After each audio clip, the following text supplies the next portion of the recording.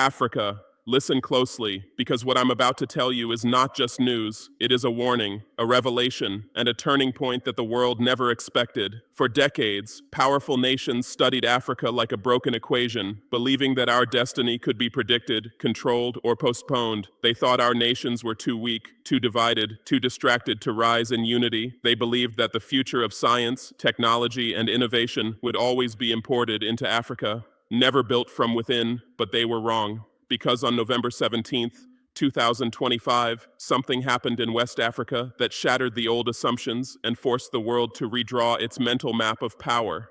On that day, Burkina Faso, a nation that global analysts used to overlook, lifted the veil on a project so vast, so ambitious, and so strategically designed that observers were left speechless. The largest science and technology university ever constructed in the history of the country, and one of the largest on the entire African continent. A university built not as an institution, but as a declaration of sovereignty, a message carved into steel, stone, and vision. Africa will no longer wait for permission to rise. People around the world were busy with elections, busy with recessions, busy with their own political storms. Meanwhile, in the center of West Africa, a quiet revolution was unfolding.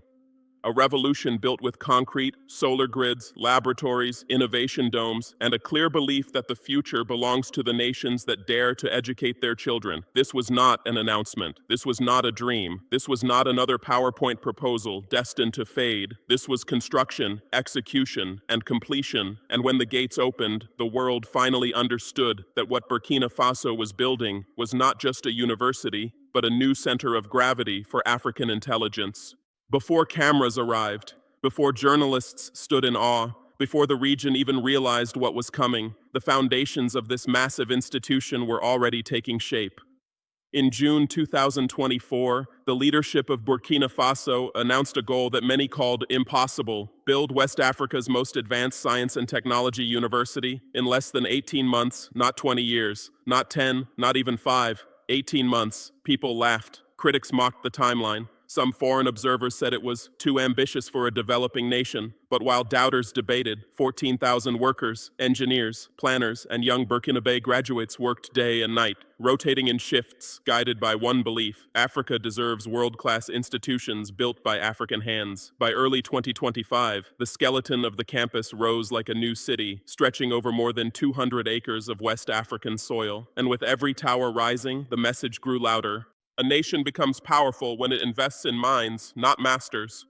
When the first drone footage leaked, the continent gasped. Towering laboratory blocks, gigantic research plazas, glass-covered AI centers, climate simulation domes, dormitories designed like futuristic districts, renewable energy corridors powering the entire zone. These were not symbolic structures. These were not charity-funded shells. Everything had a purpose. Everything was strategic. Everything was engineered for real scientific output. The numbers stunned experts: 45 research faculties, 12 high-intensity laboratories dedicated to AI, robotics, agritech, climate modeling, soil genomics, and sustainable energy, housing for 60,000 students, 150,000 indirect jobs feeding local economies, a $320 million research fund, students pre-registering from Ghana, Nigeria, Senegal, Niger, Togo, Benin, and then came the statistic that shook the region. Female participation in STEM reached 38%, the highest in West Africa. This was not just a university, it was a continental correction. Then came February 12th, 2025, a date that will be quoted in African textbooks for years to come, standing before a half-complete campus that stretched farther than the eye could see. The leadership of Burkina Faso made a declaration so bold that it instantly rippled across ECOWAS. Burkina Faso will become the Silicon Valley of agriculture and sustainable energy in Africa. Not by copying others, not by begging for partnerships, but by building the knowledge engine at home. Within hours, media across West Africa erupted, and for the first time, the continent saw drone footage of an African research complex that rivaled many Western campuses. The message was unmistakable: The battle for Africa's future will not be fought with bullets, it will be fought with brains, and Burkina Faso is leading the charge. On November 17th, 2025, the campus finally opened Phase 1. Students lined up from dawn, some arriving at 4 a.m., backpacks on their shoulders, documents in their hands, hope in their eyes. Many had never left their home countries before, and when the inauguration began, a voice echoed through the hall, declaring a truth that electrified the continent. Education is the highest form of sovereignty. It went viral instantly. Millions shared it. African youth printed it on shirts, banners, and notebook covers because the message was bigger than one event. It was a prophecy and a warning. What followed was not admiration, it was shock. Nigeria, amazed and alarmed. For the first time, Nigeria, long seen as West Africa's academic giant, was outpaced. Newspapers in Lagos wrote, "Scientific shockwave in West Africa." Professors openly admitted they were considering relocating to the new campus. Ghana, respect and urgency. Ghanaian editors said, Burkina Faso achieved in 18 months what we debated for 20 years. Parents formed online groups to help their children apply. Senegal, strategic praise analysts called the university a sovereign shield built with knowledge. France, concerned French outlets tried to question the financing, but African journalists defeated the narrative with live streams showing fully operational labs. A private French policy memo leaked, if Burkina Faso succeeds, the balance of influence in West Africa shifts. United States, quiet attention. American analysts were impressed and worried. Because wherever scientific talent concentrates, geopolitical gravity follows. A rising educational power in the Sahel, Washington took note. Within 48 hours, more than 31,000 ECOWAS students requested information. For the first time in digital history, Burkina Faso trended above Nigeria in education-related traffic. The continent was witnessing something unprecedented, a shift in African academic migration toward a nation once ignored. The university's impact was immediate. Whole districts transformed into buzzing cities. Restaurants opened, bookstores multiplied, rooftop cafes emerged, solar-powered apartments filled the skyline, motorcycle cooperatives expanded routes. Private developers saw record housing demand. Young women formed robotics groups. Students from multiple countries blended cultures and languages into a new ECOWAS identity, unified not by treaties, but by classrooms. On November 17, 2025, the campus finally opened Phase 1. Students lined up from dawn, some arriving at 4 a.m., backpacks on their shoulders, documents in their hands, hope in their eyes. Many had never left their home countries before, and when the inauguration began, a voice echoed through the hall, declaring a truth that electrified the continent. Education is the highest form of sovereignty. It went viral instantly. Millions shared it. African youth printed it on shirts, banners, and notebook covers. Because the message was bigger than one event, it was a prophecy and a warning. And at the center of this transformation stands a message.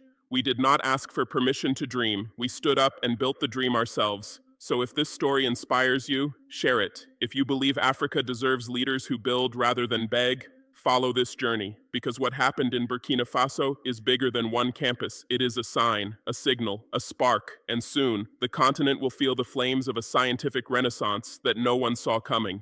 Inside Burkina Faso, the project transformed national politics. Approval ratings soared because citizens could see progress. Jobs created new companies, launched local economies, strengthened real opportunities for their children. Opposition criticism faded because the results spoke louder than speeches. The continent coined a new term, the trajectory effect, when a nation gains sovereignty through education, not alliances. From Brussels to Beijing, from Delhi to Moscow, reactions poured in. European Union praised the renewable energy labs. China proposed robotics and solar microgrid partnerships. Russia offered cybersecurity and engineering cooperation. India announced 500 annual scholarships for ECOWAS students studying at the new institution. African Union called it a blueprint for sovereign development. But the most powerful reaction came from students across Africa. They began pointing to Burkina Faso, not Europe, not America, Melaiti, as a place where their scientific dreams could begin. Just when analysts thought the story had peaked, a corporate earthquake struck. In late 2025, a major agritech multinational expected to build its innovation headquarters in Ghana made a shocking announcement. They were relocating to Burkina Faso instead. Over 1,000 engineers, new R&D hubs, partnerships with laboratories, massive investment, because their modeling showed that collaborating with Africa's newest research district could reduce regional food insecurity by 25%, and that was just the beginning. Nigerian, Senegalese, and Beninese companies soon followed, quietly opening satellite offices near the campus. Suddenly, Ouagadougou became a magnet, pulling scientific and economic energy into its orbit. This was no longer a national project, it was continental repositioning. On November 5th, 2025, the ECOWAS Higher Education Mobility Index released a ranking that shook the region. Burkina Faso overtook Nigeria as the #1 destination for STEM students. This was not only statistical, it was symbolic. For decades, Nigeria was West Africa's academic giant. But in just 18 months, a nation once dismissed as peripheral had risen to the top because vision beats size, execution beats tradition, and courage beats complacency. As commentators said, Africa has a new educational capital. The continent stands witness.